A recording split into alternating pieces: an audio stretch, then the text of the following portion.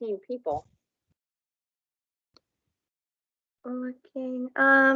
Yes, it looks like we have a few. Well, it is 2 o'clock. I would love to do introductions, but I think that would take our entire hour. So is this an hour or now is it half an hour? I don't even. It's a half hour. Micro. Oh, okay, well that's even that would probably go into much more time. So for time's sake, we may have a few more people joining us, but we'll go ahead and get started. So welcome everybody. I am Jeanette Redunda. I am the Executive Director of ASI University. And I have been with ASI for, well, I started in 2008, was here for 2 years, left for 2 years, and then I came back in 2010. No, 2012. I was gone for 2 years. So yeah, been with ASI for a while. I work with Eva. I'm sure if you guys don't know me, you do know Eva. So we have some help today because I'm going to be sharing my screen and leading today's presentation on the art of being assertive. But Eva will be helping us out. So if you do have any questions, I'd ask that you could either use the hand raise icon and go ahead and let us know that you want to interrupt me. I don't mind. Or you could also type something up in the chat and I'll do my best to get to any questions. But for time's sake, since it's only half hour, I'm going to go ahead and start sharing my screen. And we will jump right into it. So the art of being assertive. This is one of my favorite topics. And I hope you enjoy it as much as I do. I'm going to jump right into what does it mean to be assertive. And I'll start with the actual definition. So being assertive is a core communication skill. And it is focused on balanced behavior. Okay, so to express your thoughts and feelings in an honest, straightforward, and appropriate way, but while also respecting the thoughts, feelings, and the beliefs of others. Assertiveness is about controlling your behavior and not controlling someone else's. So what we mean by balanced behavior, if you look up the top of the slide, we have 2 different ends or extremes of the spectrum.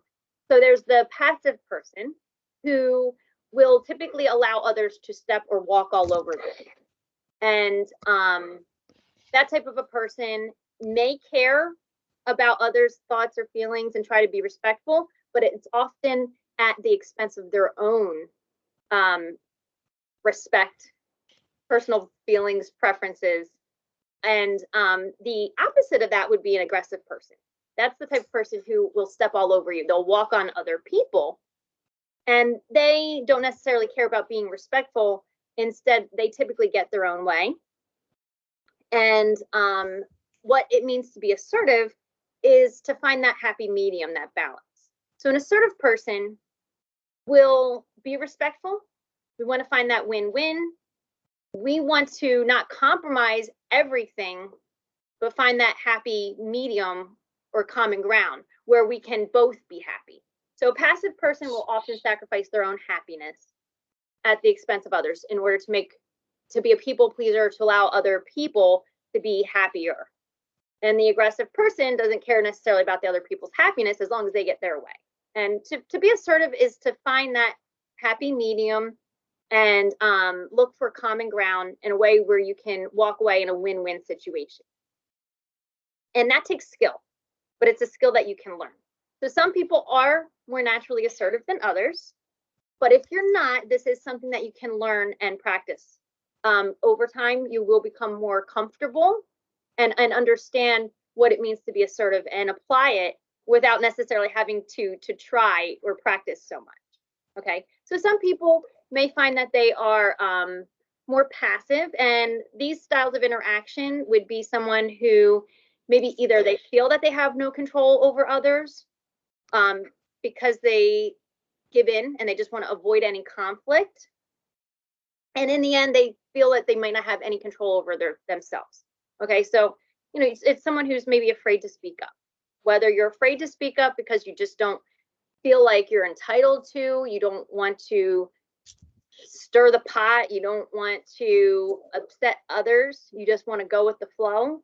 Oftentimes, again, you're going to be sacrificing your own happiness or your time, whatever resources and things that are important to you.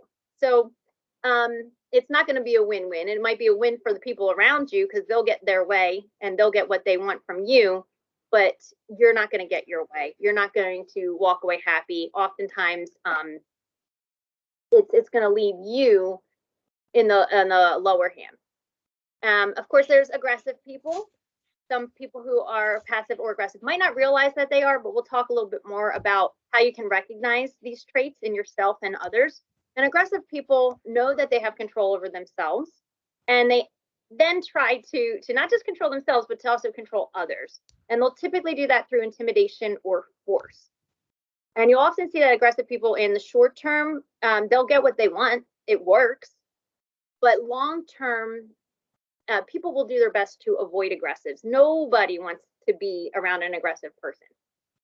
Not only because it's going to be a lose for you, but you're typically feeling maybe bullied. You don't feel good about yourself. You don't feel respected if you're around an aggressive person. So people will typically avoid aggressive others who are aggressive. Passive people, we might not mind so much because they're easygoing, and we might not realize that they are easygoing at their own expense. But it's not that we would avoid passive people. Aggressive people, we would typically not like to be around. And we're not going to touch too much on this third style of interaction, but that would be a passive aggressive person. So a passive aggressive person would have control over themselves, and they want to control others in an indirect manner. So they want to do it under the radar. They try to be sneaky about it. Sometimes they are trying to be sneaky, and it might not even be intentional. But rather than be seen as aggressive or a bully, by straight up asking for things or dictating to others, this is the way it's going to be, they'll try to exercise that control in a more subtle way. And typically they're going to be viewed as someone who is manipulative. Okay, so you've heard the term, I'm sure, tons of times, passive aggressive. I feel sometimes it might not be used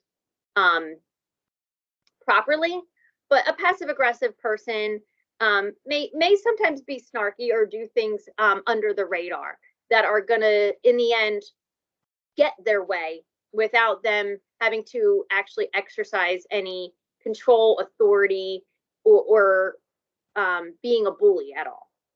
Okay, so aggressive people, no matter what, they have control over themselves and they are looking to control others as well. A passive person gives up their own control in order to allow others to take control. And we want to keep control of ourselves, but also be respectful of others. So that's what the goal is, to be assertive. So if you were a passive person, signs of this personality type would be they're constantly seeking approval from others. They'll typically avoid direct eye contact. They'll downplay themselves and their accomplishments. And oftentimes speaking up might make them uncomfortable, which is why they'll just keep their mouth shut and go with the flow. As a passive person will typically place the needs of others before their own. They may allow themselves to be disrespected without speaking up. They'll feel the need to apologize for their feelings, and they can often be too trusting. Typically, they may even compare themselves to others and feel that they don't measure up, and they can typically be a soft-spoken person or someone who just would stay quiet. It's easier to just not say that I would rather Burger King over Pizza Hut. I'm just going to say, pick a place and I'll order from it. So a passive person, you could see is also a lot of times what we would consider more of an introvert. And you may find that sometimes you are more passive only in specific scenarios. So it might be you're only passive when you're sitting with a specific person. Maybe that person's very aggressive or passive aggressive, or perhaps it's scenarios like at work, you can be more passive. If you're in a meeting, you don't want to speak up, you go with the flow, you will self-sacrifice in order to appease the masses. But maybe when you're at home at the dinner table with your family, you can let go of that passiveness and turn it on and be aggressive. So some people may find that they are not just strictly one way or the other. You're not always passive. You're not always aggressive. You can have a mixture of these personality types, but this is what you would look for in yourself or others in order to assess, is this person more passive, more aggressive? The aggressive personality is all about their wants and how it's going to affect them. The me. What's in it for me? How's this going to affect me? They are unwilling to accept responsibility, may point the finger, place the blame on other things. They believe that their opinion is fact. They know, and their feelings are fact. They know how to do things better than you can, and whatever their beliefs are the end all be all. And if you don't see things their way, you're wrong. They'll make confrontational demands or inquiries. They'll often seek revenge. They can't let things go. They'll put off completing things in order just to punish others. That's more of the passive aggressive personality type. A passive aggressive may also indirectly put others down with sarcasm. They do it in a subtle manner or sneaky manner. Well, I was only kidding. And that can also show that they're typically manipulating others. So again, you might be thinking in your head, oh yeah, I'm definitely passive. Or maybe you might notice that you could be an aggressive person. Or you're thinking about somebody specifically in your mind who may fit one of those personality types to a T. And like I said, otherwise, you may see that, yes, certain times I can act more aggressive. It depends on, if I'm dealing with my sibling or if I'm dealing with my boss. And of course, we're not always, again, going to be 100% in one of these two boxes. Maybe there are times that you can feel comfortable exercising being assertive, and you're good at it. But the goal is to become more assertive more often. And a common misconception about being assertive is that it means saying no, that it's speaking up and just putting your foot down and saying no. And that's a common misconception. It's much more than that. Being assertive means that you're able to communicate clearly and directly without the need to interrupt someone or speak over them, and being open to different opinions and respecting others. Now, respect is the key word in that sentence. So it's not just always saying no when you don't want to do something. It's knowing how to give and take and doing it in a respectful manner. Being able to tell somebody, well, no, I don't feel comfortable doing that, and this is why, and doing that in an honest, open manner. Respecting their opinions, respecting their feelings, but also expecting them to respect yours as well. And no one can respect your feelings, your opinions, your thoughts if you're not able to communicate them or express them. Nobody's a mind reader. And even sometimes you might think, well, it was written all over my face. Couldn't you tell I wasn't comfortable? A lot of times people can't. And if you're not comfortable with something, it's on you to speak up and say, that makes me uncomfortable. I really don't feel comfortable doing that, and this is why. That's what being assertive means.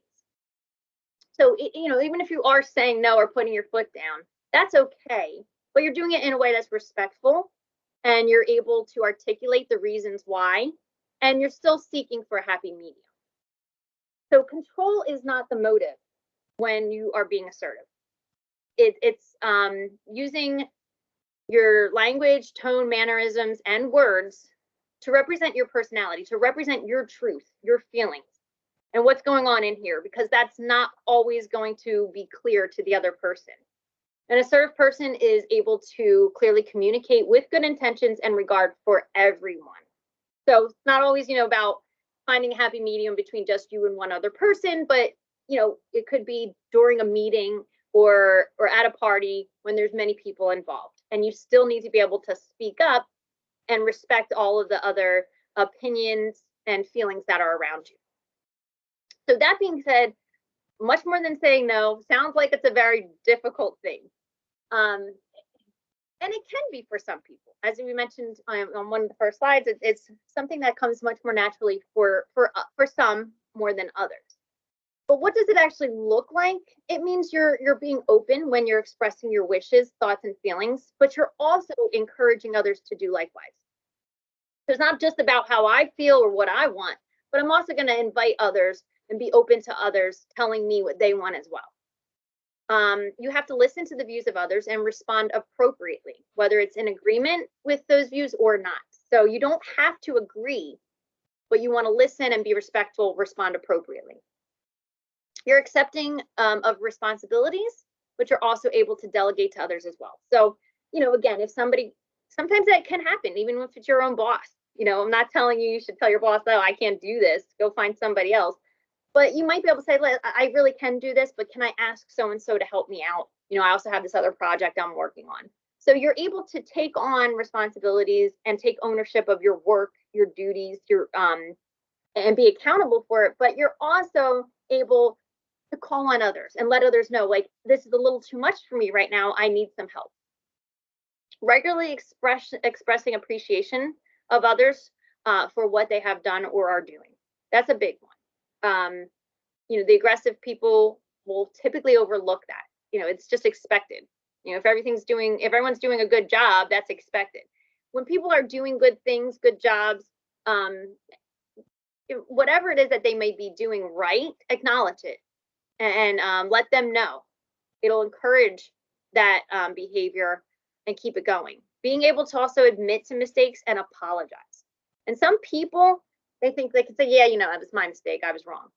But were you sorry about it? So I know a lot of people who have a very hard time saying, I'm sorry. They're two words.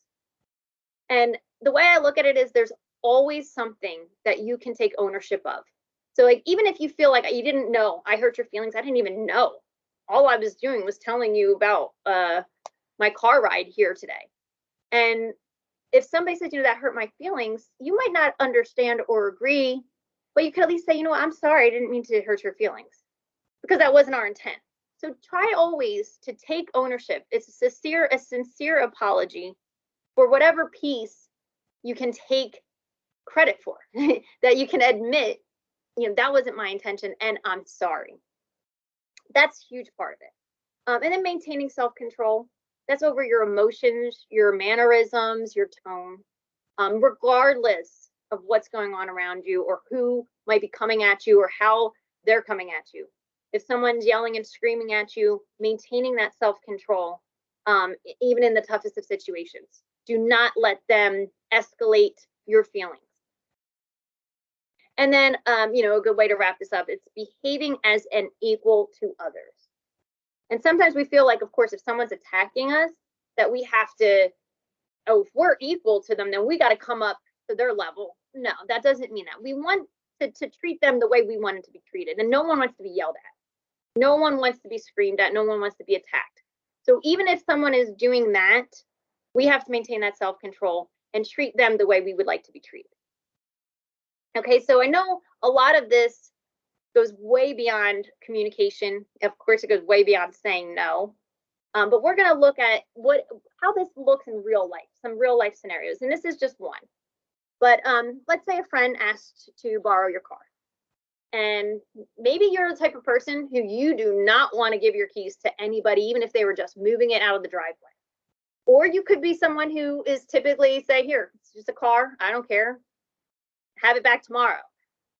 But in this scenario, it's going to be an inconvenience for you. You need to go somewhere. You need your car, and they're asking to borrow it. Now, a passive person, despite the fact that it's going to be an inconvenience for them, would probably respond something to the effect of, yeah, I guess that's fine. Do you need me to fill the tank too? You're obviously giving up yourself. You're sacrificing your car. You're even offering to sacrifice more than your car. You're saying, what, I'll even fill up the tank for you, even though it's a big inconvenience for me for you to take the car. I'm not going to tell you that. I'm going to offer you my car and then some. An aggressive person would very quickly shut that down. Say, no way. Why would I let you borrow my car? You're crazy to even ask. Now, of course, that person's going to say, well, gosh, you could have just said no, right? I mean, nobody wants to be talked to that way. But the aggressive person says, there's nothing in it for me. What are you, nuts? Why would I do anything that's going to help you and I get nothing in return? But to be assertive in this scenario, when you know it is an inconvenience for you, rather than giving up yourself or making them feel like a jerk for even asking, the assertive way to go here would be a response to something like, I need my car that day, but I may have time to drop you off. You know, what time are you going? Maybe we can still work something out. So I'm not going to give you my car, but perhaps I could help get you to where you need to go. That's trying to find a happy medium, a compromise, a win-win situation. And you know, sometimes our emotions and our we just have that first instinct of either giving them everything under the sun or, you know, calling them crazy for even asking. Regardless of what your instinct says, we have to use our brain here and plan out, okay, this is a situation. I could end up either looking like a jerk for saying no, or looking or being a jerk, letting them make a jerk out of me for giving up my car, and I have to take an Uber. So you want to think twice and plan it in your head. How can I respond? What's something that I can do that might help us both walk away from this situation in a win-win? So if you can, I'm going to give you guys this slide. You'll get this in a PDF after the training, but consider a few recent situations that you've been in and think about, how did you react? Okay, did you feel that you had to be tough, or did you just want to hide? Or maybe you felt that everyone has the right to have their own opinion. Did you want to control the entire group? Were you afraid to even speak up, or were you open to listen to various arguments and perspectives? Now, this graph here, this chart is going to show you some different scenarios where you'll see a passive response and assertive response, and of course the opposite, the aggressive response. So, you know, again, a passive person will agree with others to avoid conversation or confrontation, whereas a aggressive person has rigid boundaries and tries not to get hurt. But the assertive person would deliver messages clearly using a firm tone of voice. You'll see those assertive characteristics here: actively participating in a group, not being that complete wallflower, maintaining eye contact even when it's difficult, speaking honestly, directly, and openly. Sometimes it could require you using the broken record technique, just saying no thank you, repeating it over and over, but don't give in. You know, even sometimes you're just doing it to be polite. Here, do you want seconds? You're like, no, I'm full. No, you really didn't eat enough. No, I said I'm full. Like, you might have to use that broken record technique. But again, it's making sure that you're protected, but you're also trying to appease and make happy the other people as well. So now that we've looked at examples of what it looks like to be assertive, especially versus being passive or aggressive, why would you want to be more assertive? Well, being more assertive means that your needs will be met more often. You know, communicating your opinions, your feelings, and your needs will ensure that you get your way more often, because people will know what it is that you want. They can't give you your way or compromise if they don't even know what it is that you would want out of this situation. So if people know what you want, you're more likely to get it than if you just bottle it up and say, you know what, I'll go with the flow. I'll eat wherever. I'll do whatever you guys want, whatever. You're never going to get your way unless you vocalize what your way is, or what your hopes are. It's going to allow you to take more ownership of your life, because again, when you are assertive, your no means no and your yeses mean yes. Okay, so people will say, like, you know what, Jeanette said no. She doesn't always say no, but if she's saying no this time, she's probably busy. I'll just let it go. And you also know that, you know, if Jeanette says yes and she always delivers, that they're going to count on you. But you won't pile on too much on your plate. A passive person's typically going to be bombarded with doing too many favors because they can never tell somebody, I'm busy that day, I can't do it. And then also just remember that you do have the right to change your mind. Okay, so even sometimes though you might say no initially and then something clears up on your calendar, you can always go back and say, you know what, I said I couldn't lend you my car, now I can. I couldn't give you that ride, now I can. You'll find that you will also increase your self-confidence. It is very liberating to speak up for yourself, okay? And even if you're not going to get what you want out of it, you will build confidence by practicing that, by just verbalizing, articulating to other people how you feel or what you want. It brings you a sense of satisfaction that will come first speaking up for yourself. Okay. So if you are a passive person, it will increase your self-confidence, and it's going to take time and practice. It will promote well-being. Assertive people are not bothered that they may not be liked if they say no or decline, because you're not doing it from, the mentality of just trying to be a jerk.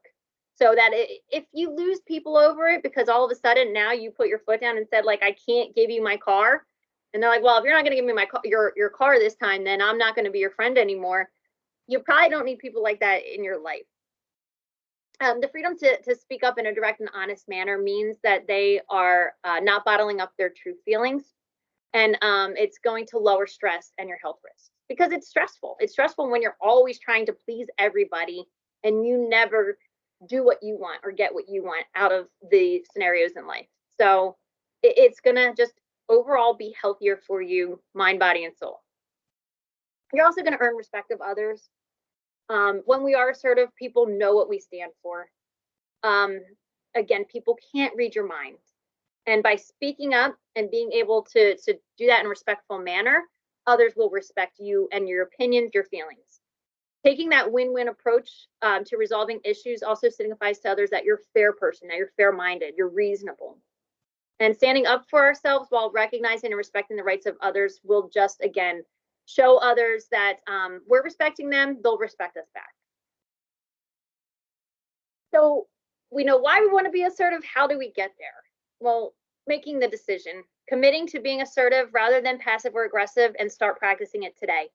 I'd say step number one, you guys are on the call. So, I know some of you might have been scheduled onto this call, but for those especially who elected to be here today, you're making the first step. You wanted to know more about being assertive. How do I be more assertive?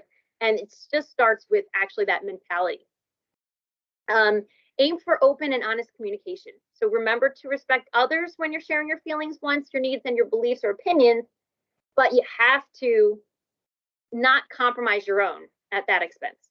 Listen actively. Try to understand the other person's point of view and do not interrupt when they're explaining it to you. If you don't want people to interrupt you, don't do it to them. You have to make a conscious effort to do that. Sometimes you have to also just agree to disagree. Having a different point of view does not mean that you're right and the other is wrong, or vice versa. And it doesn't mean you can't go on and have an amicable relationship with this person. We don't have to see eye to eye on everything. Avoid guilt trips. Don't, make others feel bad if you don't get your way, and also don't feel bad if other people didn't get their way because you just had to say no. But be honest without making accusations or making others feel guilty. Stay calm no matter what's going on around you, what kind of demeanor, attitude, tone is being used. You stay calm, breathe normally, look the person in the eye. That is huge. And this works, I'm sure with kids, you probably look me in the eye when you're trying to get honesty from them. It works with adults too. And if you're not looking them in the eye, they certainly won't look you in the eye. Keep your face relaxed and speak in a calm and normal voice at all times. You can't change or control their demeanor or attitude.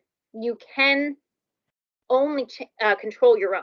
And in turn, they're going to stop yelling. No, it takes two to argue.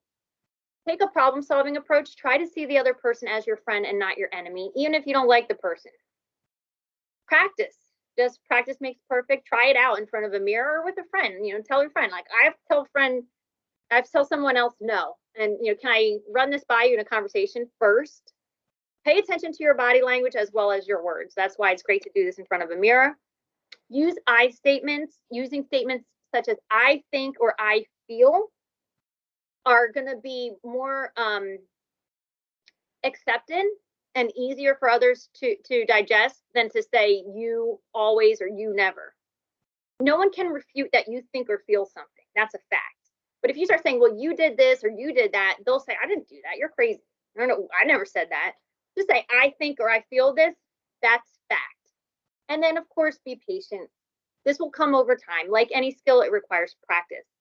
And sometimes you'll do better than others, depending, again, on the scenario, the setting, or who's around you. But just keep at it and learn from your mistakes. Sometimes you might say, oh, that was a perfect opportunity for me to speak up and be more assertive. Don't worry, another opportunity is coming very soon. So speaking up is key here. This is a real quick scenario I wanted to go over with you guys. So one of your coworkers continues to interrupt you in team meetings. Every time you begin to chime in, they immediately cut you off with their own ideas. You don't even know if they're aware and that they're doing it, so you decide to bring it up after a meeting. What you want to say might be something along the lines of, maybe you haven't noticed, although I don't know how you could miss it, but you always interrupt me in team meetings. Can you just let me speak before you jump right in with your own 2 cents? What you should say to them would be, hey, Lacey, use their name, make it very personable. This is a little uncomfortable for me to tell you this, but I've noticed that you tend to interrupt me when I'm sharing my thoughts in meetings. And I know that you're excited to jump in with your own ideas, and your ideas are always great. But I'd really appreciate it if you could let me get my own thoughts out before you begin speaking. There's a few things I just want to point out with this scenario. You did it after the meeting, in person, face-to-face, or maybe on a Teams call, but you didn't do it in front of other people. And instead of just telling them what they're doing wrong or they need to stop, you're letting them know. I respect your opinions and I love your ideas are great, but sometimes I find it hard to get my own thoughts out. If you approach somebody in that manner with that kind of respect and communication, I would be shocked if they come back at you with oh, I don't care. You're what you say is pointless. I have to say something that's much more important than you. And oh well, too bad. Most people would say, okay, you know what? I'm sorry I did that. And I'm gonna try to do better next time. I didn't realize I was doing that. But I hope you can see how you could apply this, especially in a professional setting in real life. And that's the mentality that we want to have. So to sum up, assertiveness is about controlling your own behavior, not the other person. You always have a choice, and the consequences for resisting control by others are rarely as bad as you think. Okay, even when it's your own boss, believe me, it's a lot of times just better to speak up and be honest. And you can't stop people from asking you for favors or to do things, but you can say no. Just figure out the reasonable consequences of doing so and then decide, is it worth it? Is it worth me speaking up and telling them no? And if you need, use the broken record technique if it's an aggressive person. People aren't psychic. And if you want something, you have to ask. So figure out what you want. Make it reasonable and fair, and then word it as a request. And if they still say no, that doesn't mean they hate you. They'll respect you for being open and honest. And confrontation might not be easy, but that also doesn't mean it's hard. So pick and choose your battles. Try to get people to change their behavior, not their personality. Try to win that battle, not the war, if you will. But practice will make perfect. So practice, practice, practice. Think about those opportunities and jump on. And I know I am just over my time limit, so I apologize for that, but I am all done with the presentation. So I would like to offer it up to any questions, thoughts, feeling. Come on, practice being assertive, people. Anything that you take away? Thank you for giving this presentation. This was very helpful. Thank you. That was John. Thank you so much. Oh, that was John. Hi, John. Yeah, just we will give you the PDF, but these are things that I hope you can find will be applicable to not only the workplace, but also your personal relationships as well. Yeah. And you'll see, you'll find that over time, the confidence will become stronger, and the skills of being assertive will definitely be stronger over time as well. So it'll take some practice. You got to think about it before you do it. Yep. Thank you so much. Thank you guys for your time. Sorry I went a little over. You will be getting a PDF of today's presentation and also a survey. So we would love any feedback that you are willing to share. All right. Thank you guys so much. Thanks, Thank Jeanette. you, Jeanette. Bye, Thank everyone. you. Bye. Have a nice day.